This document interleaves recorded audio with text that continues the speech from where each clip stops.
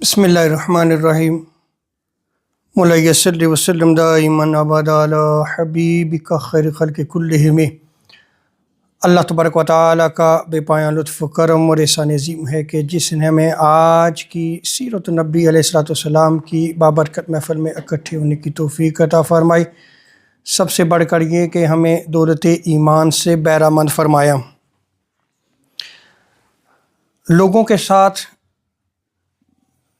اچھے اخلاق سے ملنا، حسن سلوک کرنا، کھلے ہوئے چہرے کے ساتھ ملنا، اور اگر وہ کوئی ظلم کریں، زیادتی کریں، اس کو برداشت کرنا، اور لوگوں کے ساتھ ہمیشہ بھلائی والا معاملہ کرنا۔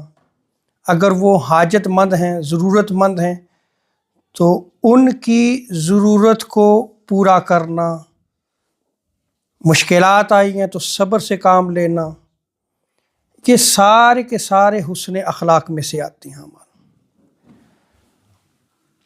ہم نے جو سلسلہ شروع کیا ہے کہ آقا علیہ الصلوۃ والسلام کے اسوہ کامل پہ جب بندہ مومن عمل کرے گا تو اس کی نہ صرف یہ زندگی کامیاب ہوگی بلکہ آخرت میں بھی اس کے لیے کامیابیاں اور کامرانیاں ہیں۔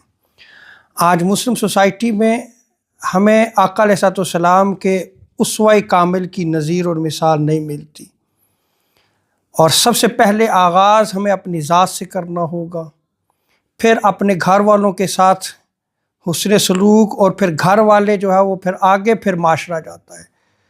ہمارا حرف تنقید ہمیشہ معاشرہ ہوتا ہے۔ معاشرے ایسے نہیں بنتے بلکہ پہلے افراد ٹھیک ہوتے ہیں اور پھر اس کے بعد معاشرہ جو ہے وہ ٹھیک ہوتا ہے۔ اسی لیے حضرت انس رضی اللہ تعالی عنہ آپ بیان فرماتے ہیں کہ آقا علیہ الصلوۃ والسلام نے ارشاد فرمایا کہ مکارم اخلاق، جو اخلاق حسنہ ہیں، جو اچھے اعمال ہیں، آقا علیہ الصلوۃ والسلام یہ ارشاد فرماتے ہیں کہ وہ یہ ہیں کہ جو تکلیف دے اسے معاف کر دو۔ جو آپ کو تکلیف دے رہا ہے اسے آپ معاف کر دیں۔ یہ مقام اخلاق میں، اسوہ کامل میں، اسوہ حسنہ کے بلند ترین اخلاق میں سے آتا ہے۔ آج ہمارے اوپر کوئی اگر زیادتی کرے یا ظلم کرے، ہم کیا اسے معاف کرتے ہیں؟ ہمیں کوئی تکلیف دے بلکہ ہم فوراً بدلے کے لیے تیار ہو جاتے ہیں۔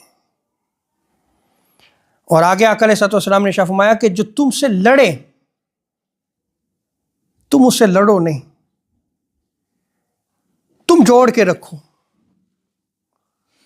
آقا علیہ الصلوۃ والسلام کے بلند اخلاق کی تعلیمات آپ دیکھیں کہ جو لڑ رہا ہے، جو تکلیف دے رہا ہے اسے معاف کیا جا رہا ہے، اور جو لڑ رہا ہے اس سے کیا کرنا ہے کہ جوڑ کے رکھو۔ اور جو تمہیں محروم کرتا ہے، یعنی تمہیں نہیں دیتا، تم اس کو نوازو، تم اس کو دو۔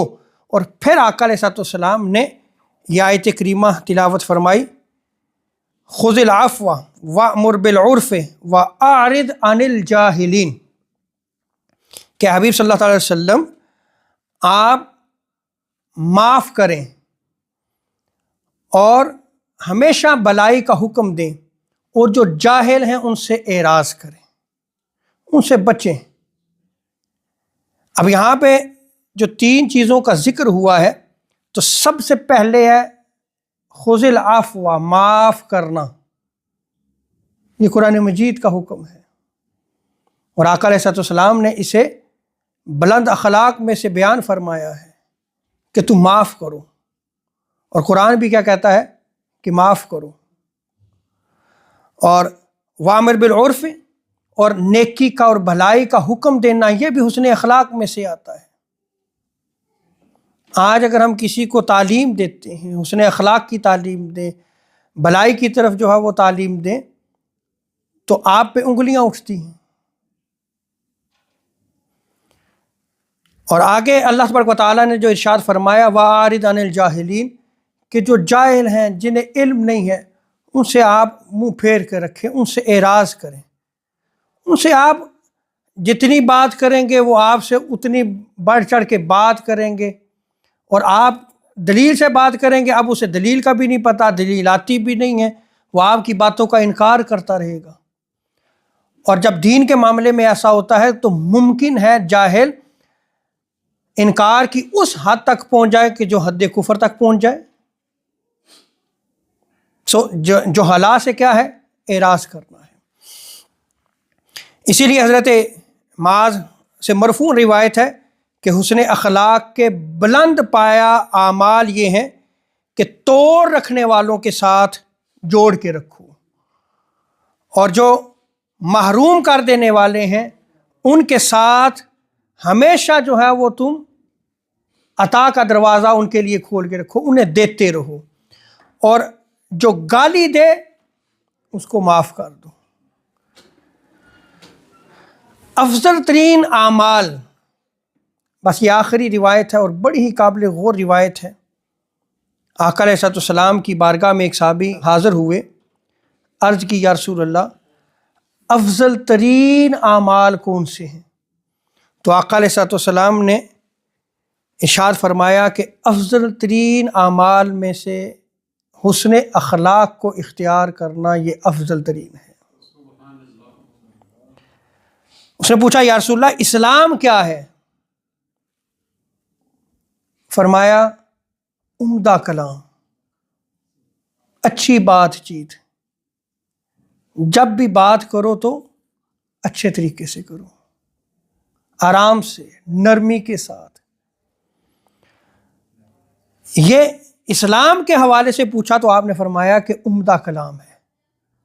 تو آپ اگر عمدہ کلام نہیں رکھتے، جب آپ بولتے ہیں تو ترش بولیں، آپ کے لہجے میں سختی ہو اور آپ سختی کا برتاؤ رکھیں،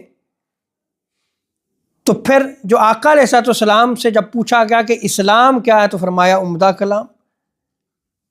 تو پھر آپ کا اسلام جو ہے وہ کہاں ہے؟ اس وقت بہت بڑا سوال ہے.